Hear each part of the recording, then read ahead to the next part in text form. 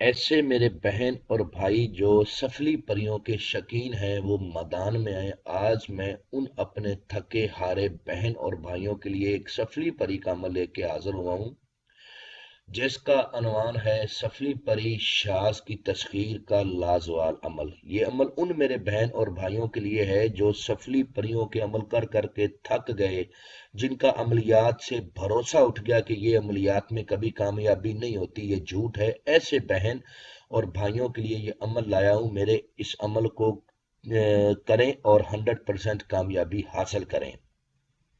Channel को subscribe कर लें ताकि अमलियात की नई से नई वीडियो आपको मिलती रहे और आप लोगों के इल्म में इजाफा होता रहे। ये अमल सिर्फ 10 मिनट का है। अमल को मर्द औरत दोनों कर सकते हैं, मुस्लिम गैर मुस्लिम दोनों कर सकते हैं। और अमल करने का जो तरीकाकार है वो नहायत ही आसान है। इतना आसान अमल आज तक यूट्यूब के अपलोड नहीं हुआ होगा जितना आसान ये अमल है। इस अमल में ना तो बखूर की कोई ज़रूरत है और ना ही असार की कोई ज़रूरत है। नहायत ही सिंपल तरीके का अमल है। सिर्फ आपने गुलाब से बाजार से 11 गुलाब के फूल लेने हैं। 11 गुलाब के फूल लेने के बाद जिस कमरे में आपने अमल करना है, उस कमरे में आपने बाजार से थोड़ी सी हड्डियां ले आनी है। बड़े गोश्त की वो हड्डियां आपने रख देनी है। ठीक है। दिन 12 बजे से पहले पहले वो हड्डियां आपने रख देनी है। सारा दिन वो हड्डियां आपके रूम में पड़ी रहें और रूम में आपने वक्तन फवक्तन अगरबत्तियां जलाते रहना है ताकि पूरे रूम में खुशबू रहे।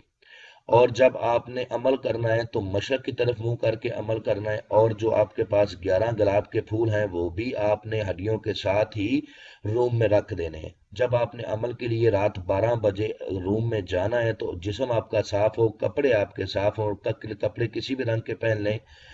और आपने मजीद अगरबत्तियां फिर जला देनी है। जलाने के बाद आपने मुंह अपना मशरक की तरफ कर लेना है जिस तरफ से सूरज निकलता है। और गुलाब की पत्तियों को, जो गुलाब के फूल है ना, उनमें से 3 फूल आपने उठाने हैं, उनकी पत्तियां बना लेनी है। उनकी पत्तियों को गोल दायरा बना के उस दायरे में आपने बैठ जाना है। और हड्डियां और बाकी के जो फूल हैं, गुलाब के फूल हैं, वो उनको एक साइड पे अपने रख लेना है। और फिर इस मंत्र का आपने विर्द करना है जो आपको स्क्रीन पर नजर आ रहा है।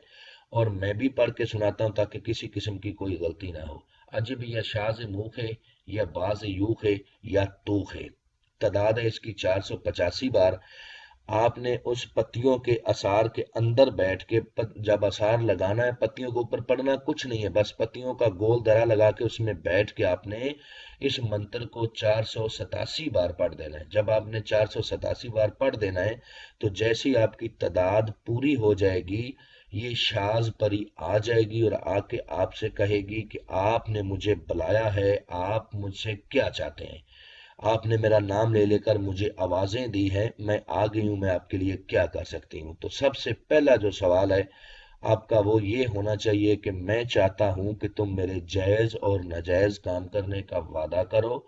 कसम खाओ अपने बाप अबलीस की कि जब बुलाऊंगा आओगी, जिधर भेजूंगा जाओगी, जो कहूंगा करोगी।